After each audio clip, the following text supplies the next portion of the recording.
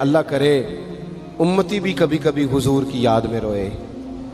ایک تو یہ ہماری محفلیں ہیں نا جن میں مجبور کر دیتا ہے خطیب واعظ نعت خواں، تو مجبوراً بھی سبحان اللہ کہنی پڑتی ہے۔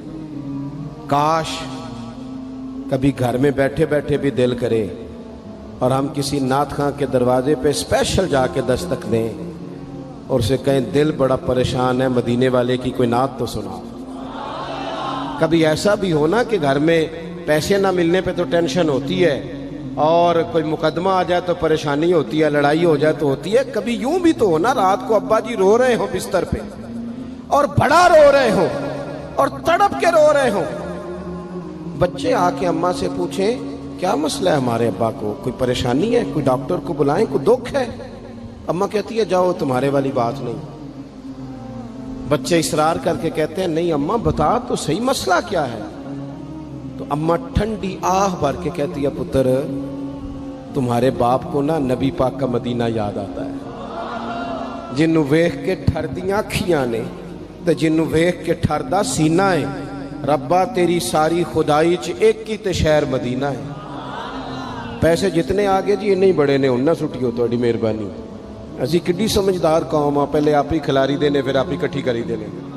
کیسی بات ہے، غوث پاک کی محفل میں لوگ بندے گنتے تھے، توبہ کس کس نے کی، ہماری محفلوں میں لوگ نوٹ گنتے ہیں اور اسپیشل بندے رکھے ہوئے نوٹ گننے کے لیے۔ بس کریں یار چھوڑ دیں، بڑا ہو گیا یہ کام ہماری۔ سنیں جی سنیں، اللہ خوش رکھے، اللہ آپ کو خوش رکھے۔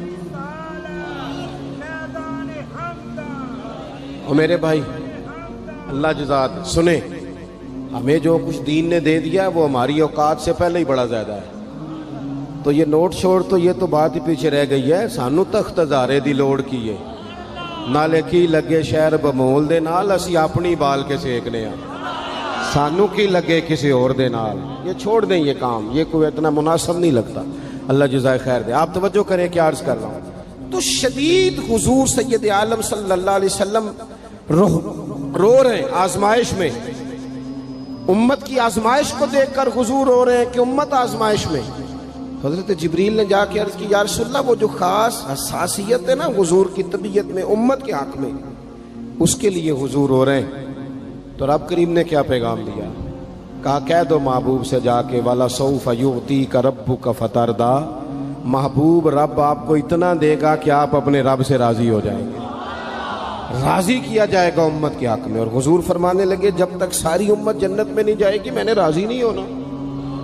حضور کا یہ رشتہ حساسیت، چونکہ ہمارے پاس تو اب ہم بعض دفعہ لگتا ہے کہ زیادہ عالم ہو گئے لوگ، تو ہماری دیواروں پر نا اسکولوں کی دیواروں پر انگریزوں کے قول بھی اب لکھے ہوئے ہیں، تو کئی دفعہ پوچھنے کو دل کرتا ہے انتظامیہ سے کہ حدیثیں ساری یاد ہو گئی ہیں بچوں کو، جو تمہیں اب قولوں کی ضرورت پڑ گئی وہ بھی غیروں کے اقوال تک تم آ گئے ہو۔ اس قوم کو تم نے حضور کے فرامین سارے سنا لیے۔ او خدا کے بندو، حضور نے تو اتنا حساس کر کے یہ رشتہ بتایا ہے کہ باریک باریک نقطے بھی سمجھائے، یہ کام نہ کرنا دوزخ میں چلے جاؤ، یہ کام کرنا تمہارا فائدہ، ایک ایک بات کھول کے بیان کی۔ امت کے پاس ٹائم ہی نہیں ہے حدیثیں پڑھنے کا، وقت ہی نہیں ہے۔ ہمارا تو مزاج بن گیا نقطے سننے سنانے کا، نقطے۔ وہ ہمارا نقیب محفل اسٹیج پہ بھاگ کے ادھر جاتا ہے، پھر بھاگ کے ادھر آ جاتا ہے۔ وہ کیوں لگا کہتا میں جملہ دین لگا۔ او خدا کے بندے تو جملہ رہن دیکھا، تو کوئی آیت دے، تو کوئی حدیث پاک پڑھ۔ اور پھر وہ بعض اوقات میں تو چونکہ کمزور سا بندہ ہوں تو وہ جب 50 کو دفعہ کہتے ہیں نا تیار ہو جو جملہ دین لگا، تو ایسے لگتا ہے جملہ نہیں آئے گا کوئی ایٹم بم بھی آئے گا۔ بھائی تو دے دے جو تو نے دینا، اتنا پریشان تو کس بات کا ہو گیا؟ اور پھر سارے کہہ رہے ہیں جتنے آئے نقیب نعت خواں خطیب سب کہہ رہے ہیں سارا قرآن حضور کی تعریف ہے، تو پھر پڑھنا چاہ رہا ہے تو بھی تو پڑھ کوئی بھی نہیں رہا، کہی جا رہا ہے اپنی زندگی کے اندر۔ حضور نے جو ہمیں اسباق دیے، جمعے والے دن ٹائم پہ مسجد جایا کرو، مولوی نکمہ بھی ہو نا میری طرح کا، آپ وقت پہ جائیں گے تو وہ جلد تیاری شروع کر دے گا، آپ آخری 10 منٹ جاتے ہیں تو وہ کیا مولانا دیواروں کو تقریر سنائیں؟ تیاری کریں، حضور کے فرامین سنیں، اور نبی پاک صلی اللہ علیہ وسلم نے جہاں جہاں ہمیں اسباق پڑھائے ہیں وہ اس رشتے کی حساسیت کو دیکھیں۔ کیونکہ حضور نے بڑا حساس رشتہ بنایا امت سے، تو پھر امت کے دل بھی حضور کے حق میں بڑے حساس ہیں۔ اپنے مزاج کے لحاظ سے نا نرم طبیعت کے آدمی حضرت صدیق اکبر۔ کچھ لوگ نرم ہوتے ہیں نا بیچارے، جو گیا مان لی، جو گیا مان لی، ان کو لوگ تنگ بھی بڑا کرتے ہیں۔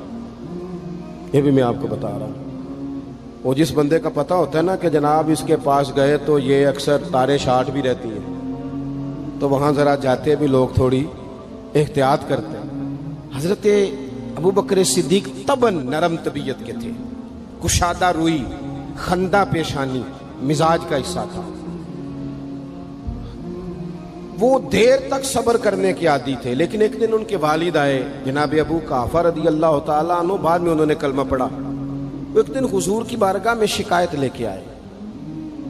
اب کسی اس بندے کی شکایت آ جائے نا جس کی توقع نہ ہو، جس سے توقع نہ ہو، کسی نے کہا تھا نا کہ تجھ سے شکوہ نہیں بے وفائی کا، پر تجھ سے امید بے تحاشا تھی۔ تیرے اوپر امیدیں بڑی تھیں، تو تو نے یہ جو کام کیا نا یہ تھوڑا عجیب لگا ہے، تجھے نہیں کرنا چاہیے تھا۔ کوئی اور کر دیتا تو چلو بات اتنی سخت نہیں تھی، تجھے نہیں کرنی چاہیے تھی، تیری بنتی نہیں تھی۔ حضرت صدیق اکبر طبی طور پر نرم آدمی، لیکن ان کے والد آئے حضور کی بارگاہ میں، اور بزرگ ہیں اور نابینا ہیں اور لاٹھی تھامے ہو، اور انہوں نے بڑی عجیب بات کی، کہا یا رسول اللہ حد ہو گئی، آج تو ابو بکر صدیق نے مجھے تھپڑ مارا ہے، تھپڑ مارا ہے۔ یہ ابھی وہ مسلمان نہیں تھے، شکایت آئی، کریم محبوب علیہ السلام کے گرد جتنے لوگ کھڑے تھے محو حیرت ہو گئے کہ ابو بکر صدیق یہ کام کریں گے۔ حضور نے فرمایا بلاؤ نا جناب صدیق کو، حاضر بارگاہ ہو گئے، ہاتھ باندھے، نظر جھکائی ہے۔ حضور نے فرمایا ابو بکر لوگوں کو تو یقین ہی نہیں آ رہا، تم نے تھپڑ مارا باپ کو؟ خاموش کھڑے، خاموش۔ کریم نے فرمایا ابو بکر سن رہے ہو میں نے کیا کہا، باپ کو مارا ہے؟ چپ کھڑے۔ تیسری دفعہ حضور نے فرمایا بولتے کیوں نہیں؟ انہوں نے نا گردن اٹھائی، آنسو ٹپ ٹپ داڑھی پہ گر رہے، رو کے عرض کرنے لگے یا رسول اللہ باپ سے کہیں خنجر لے کے میرا گلا کاٹ دے، میں سی نہیں کروں گا، پر اس نے نا آج آپ کے بارے میں بات کی ہے، آپ کی شان اقدس کے بارے میں کچا جملہ بولا ہے، آپ کے بارے میں کمزور بات کی ہے۔ یا رسول اللہ میں سارا کچھ سہ سکتا ہوں، پر آپ کا اور میرا رشتہ، حضور آپ کی اور میری بات، تن تندور تے ہڈیاں بالن، اسی ہاواں نال تپایا، کپ کپ مکیاں پیڑے کیتے، اتوں عشق پلیتھن لایا، تن دا سالن تے من دی ہانڈی، لون صبر دا پایا، غلام فریدہ میں ساری تیری، تین وجہ یقین نہیں آیا؟ فرمانے لگے، عرض کرنے لگے یا رسول اللہ صلی اللہ علیہ وسلم انہوں نے آپ کے بارے میں بات کی ہے، شکر کرے میرے ہاتھ میں تلوار نہیں تھی، ورنہ میں باپ کا سر کاٹ دیتا، اس لیے کہ ہر چیز برداشت ہے، محبوب کی شان کے بارے میں کوئی بات کرے یہ امت کو برداشت نہیں ہوتی، ہم یہ کیسے قبول کریں، کیسے اس بات کو قبول کریں؟ عزیز بھائی اس رشتے میں حساسیت آپ دیکھیں، صحابہ نا اس حساسیت